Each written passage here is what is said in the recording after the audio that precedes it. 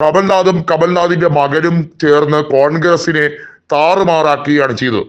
2023 നിയമസഭാ തെരഞ്ഞെടുപ്പ് കഴിഞ്ഞപ്പോൾ തന്നെ കമൽനാഥിനെ താക്കോൽ സ്ഥാനത്ത് നിന്ന് മാറ്റാൻ ഹൈക്കമാൻഡിൽ സമ്മർദ്ദം ചെലുത്തുന്ന ഒരു സ്ഥിതിവിശേഷം ഉണ്ടായിരുന്നു. ദിഗ്വിജയ് സിംഗിനെ പോലും ആട്ടി ഓടിച്ചുകൊണ്ട് കമൽനാഥ് അവിടെ അടറാടുന്ന ഒരു കാഴ്ചയാണ് കണ്ടത്. വാസ്തവത്തിൽ കോൺഗ്രസിന്റെ തകർച്ചയുടെ മൂല കാരണം കമൽനാഥാണ്. കമൽനാഥിന്റെ മണ്ടൻ തീരുമാനങ്ങളാണ്. 2018 നിയമസഭാ തിരഞ്ഞെടുപ്പിൽ മധ്യപ്രദേശിൽ ഏറ്റവും വലിയ ഒറ്റകക്ഷിയായി അധികാരത്തിലേറിയത് കോൺഗ്രസ് ആയിരുന്നു. എന്നാൽ ആ കോൺഗ്രസിനെ തകിടം മറിച്ചത് കമൽനാഥിന്റെ ദുർഭരണവും അദ്ദേഹത്തിന്റെ വായിൽ നിന്ന് വീണ അനാവശ്യ വർത്തമാനവുമാണ്. അദ്ദേഹം ജ്യോതിരാദിത്യ സിന്ധ്യയെ കുറിച്ച് പറഞ്ഞത് രാജാവും ഭൃത്യരും വിചാരിച്ചാൽ കോൺഗ്രസിനെ ഒരു ചുക്കും ചെയ്യാൻ കഴിയില്ല എന്നായിരുന്നു.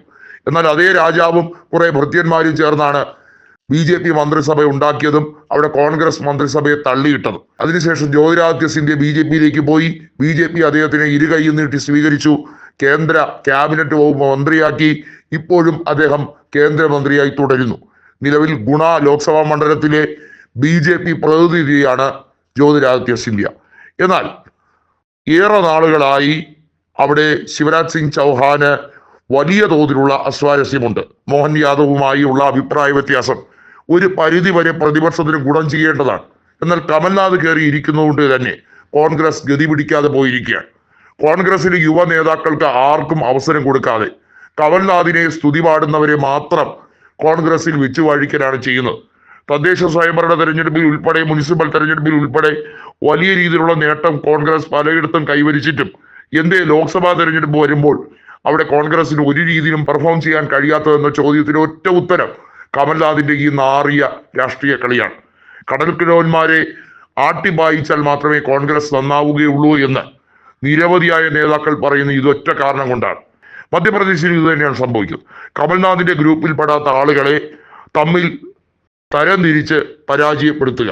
ഇതുവഴി എന്ത് സുഖമാണ് ഇദ്ദേഹത്തിന് കിട്ടുന്നത് എന്നുള്ള വലിയ ചോദ്യം പല നേതാക്കളും ചോദിക്കുന്നുണ്ട്. എന്നാൽ ഒരു വലിയ ബോംബ് പൊട്ടുന്നത് പോലെ BJPക്കുള്ളിൽ ആ ഒരു വാർത്ത ഞെട്ടലോടെയാണ് വരുന്നത്. മധ്യപ്രദേശിൽ നിന്നുള്ള നിരവധിയായ MP-മാർ കൃത്യമായും ശിവരാജ് സിംഗ് ചൗഹാനും ഒത്ത് ഒരു പുതിയ നീക്കം നടത്താൻ ആലോചിക്കുന്നു. ആ നീക്കം എന്ന് പറയുന്നത് വളരെ സിമ്പിളാണ്. മോഹൻ യാദവിനെ താഴെയിറക്കാൻ മധ്യപ്രദേശിൽ ഒരു കൂട്ടായ ശ്രമം നടത്തുകയാണ്. മോഹൻ യാദവിന്റെ ഭരണം അത്ര നല്ലതല്ല, പന്തിയല്ല എന്ന് തീരുമാനിച്ചുകൊണ്ട് വീണ്ടും ശിവരാജ് സിംഗ് ചൗഹാൻ മോദി ക്യാബിനറ്റിൽ നിന്നും രാജിവെച്ച് മധ്യപ്രദേശ് മുഖ്യമന്ത്രി സ്ഥാനം ഏറ്റെടുക്കാൻ തയ്യാറായി നിൽക്കുന്നു. അതിനു വേണ്ടിയുള്ള ശ്രമങ്ങൾ വടംവലികൾ തുടങ്ങി കഴിഞ്ഞിരിക്കുന്നു. അത് നടന്നില്ലെങ്കിൽ മധ്യപ്രദേശിൽ നിന്നുള്ള താനടക്കമുള്ള MP-മാർ MP സ്ഥാനം രാജിവെക്കാൻ തയ്യാറാവുകയാണ്. കേന്ദ്രമന്ത്രി സ്ഥാനത്ത് തുടരാൻ തീരെ താല്പര്യമില്ലാത്തൊരു വ്യക്തിയാണ് ശിവരാജ് സിംഗ് ചൗഹാൻ.